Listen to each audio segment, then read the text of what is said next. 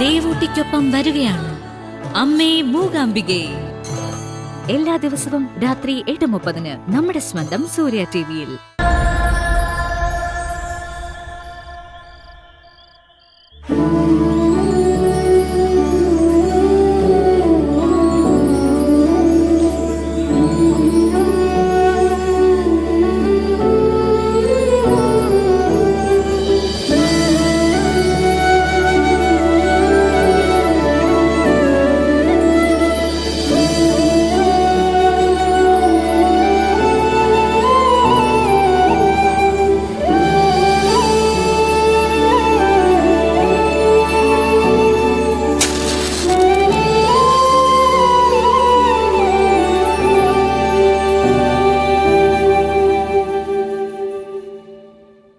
അമ്മേ മൂകാംബികെ, അന്യർക്ക് വേണ്ടി ഞാൻ നീട്ടുന്ന കയ്യിൽ നീ ഒട്ടും കുറയ്ക്കാതെ തന്നെ ഫലം തരുന്നു.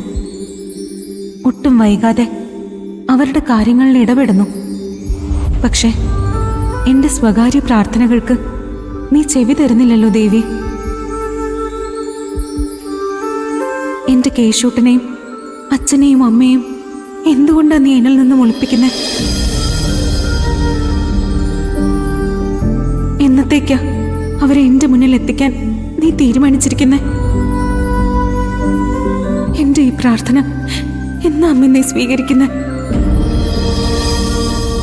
അമ്മ നിശ്ചയിച്ചിട്ടുള്ളത് നടത്തിയാലും അമ്മയുടെ കരുതലിൽ എനിക്ക് സന്തോഷവും സമാധാനവുമാണ് ദേവി.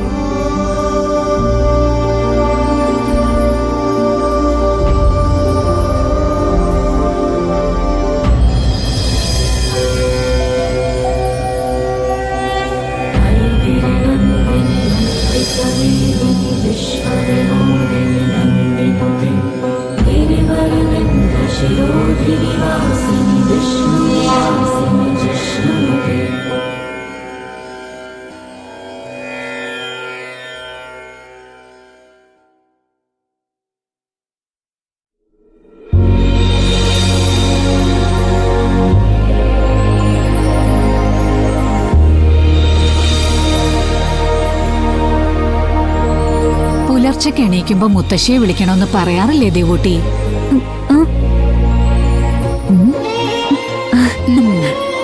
ഇവിടെയുള്ള മറ്റെല്ലാരെയും ഊട്ടാനും ഉറക്കാനും എന്റെ മോൾ ഉറക്കമൊഴിക്കുമല്ലേ? എനിക്കിപ്പൊ കാപ്പിയൊന്നും വേണ്ട കുട്ടി, നിന്റെ ജോലി നടക്കട്ടെ.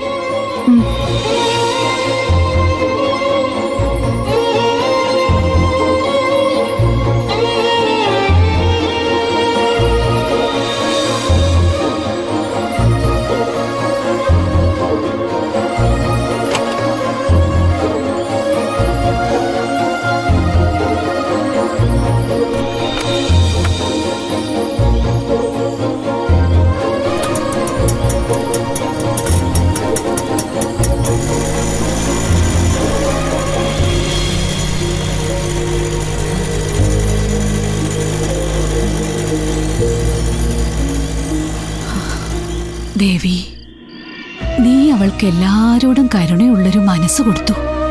പക്ഷെ അവളുടെ ശബ്ദം എടുത്തു കളഞ്ഞു.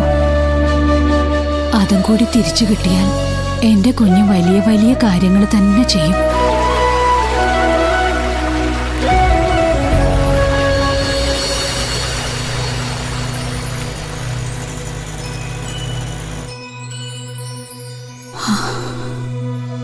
എന്റെ കുട്ടിയെ കാത്തോണേ ദേവി.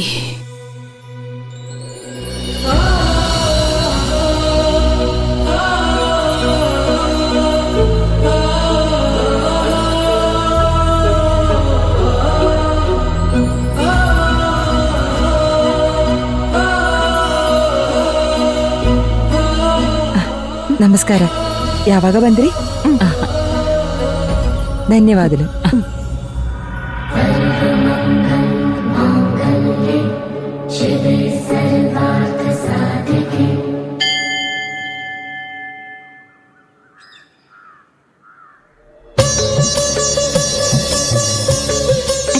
അച്ഛൻ കണ്ടായിരുന്നോ? ഇവിടെ ഏറ്റവും കൂടുതൽ കണ്ടത് മലയാളം പറയുന്നവരെയാ.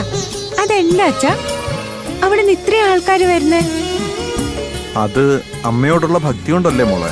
എല്ലാ വിദ്യകളുടെയും അറിവുകളുടെയും കലകളുടെയും ദേവിയല്ലേ മൂകാംബിക അമ്മ? അതെ, അതാണ് സത്യം. അമ്മയുടെ മഹിമ അറിഞ്ഞു വരുന്നതിന് പിന്നിൽ ചില കഥകളും കാരണങ്ങളും ഉണ്ട്. അതെന്താ മുത്തശ്ശ? അതോ ലോകാരാധ്യനായ ശങ്കരാചാര്യ സ്വാമികളുമായി ബന്ധപ്പെട്ട കഥയാണ്. ആണോ? ഉം. സ്വയംഭൂവായ ജ്യോതിർലിംഗത്തിന് പിന്നിൽ ദേവീ വിഗ്രഹം പ്രതിഷ്ഠിച്ചത് ശങ്കരാചാര്യരായിരുന്നു. പിന്നെ മറ്റ് പല കഥകളും അവിടെ ഇവിടെയൊക്കെ പറഞ്ഞു കേൾക്കുന്നുണ്ട്. അതിലത്ര സത്യമൊന്നുമില്ലെന്നാണ് അമ്പലത്തിലെ ആൾക്കാർ പറയുന്നത്. കഥയാണെങ്കിലും കേൾക്കാലോ കുമാരേട്ടാ? അതെ, കുട്ടികൾക്ക് അതൊരു കൗതുകമാവും. പറയുന്നത് എങ്ങനെയാണ്, അമ്മയെ മലയാളക്കരയിലേക്ക് കൊണ്ടുപോകാനായി ആചാര്യസ്വാമികൾ ഒരുപാട് ആഗ്രഹിച്ചത്രേ. ദേവി അതിന് സമ്മതിച്ചിട്ട് ആചാര്യസ്വാമികളോട് ഒരു വ്യവസ്ഥ വച്ചു. എന്താ അത്? ആചാര്യസ്വാമികൾ മുമ്പേ നടക്കണം, ദേവി അദ്ദേഹത്തെ പിന്തുടരും. എവിടെയാണോ ദേവിയെ കുടിയിരുത്താൻ ഉദ്ദേശിക്കുന്നത് അവിടെ എത്തും വരെ ആചാര്യർ തിരിഞ്ഞു നോക്കരുത്. എന്നിട്ടോ? ദേവി പുറപ്പെടുമ്പോൾ കാലിൽ കെലുങ്ങുന്ന കാൽച്ചിലമ്പുണ്ടായിരുന്നു. ആ ശബ്ദം അങ്ങനെ കേട്ടു. ആചാര്യസ്വാമിക്കൊപ്പം ആ ശബ്ദം പിന്തുടർന്നു വന്നു. പതിയെ പതിയെ ആ ശബ്ദം നേർത്തു വന്നു. പിന്നെ തീരെ ഇല്ലാതായി. ആചാര്യസ്വാമിക്ക് സംശയമായി, ദേവി ഒപ്പം ഇല്ലേ? ആശങ്കയോടെ ശങ്കരാചാര്യർ തിരിഞ്ഞു നോക്കി. എന്നിട്ടോ?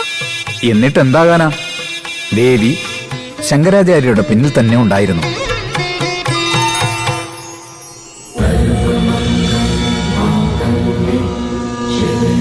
ദേവി മൂകാംബികേ, ചൈതന്യ സ്വരൂപിണി, അഭയവരദായിനി അമ്മേ, ആദിപരാശക്തിമായേ അമ്മേ, ദേവി ആ നാമോച്ചാരണം തന്നെ പുണ്യമാണ്. അമ്മേ, മൂകാംബിക അമ്മേ.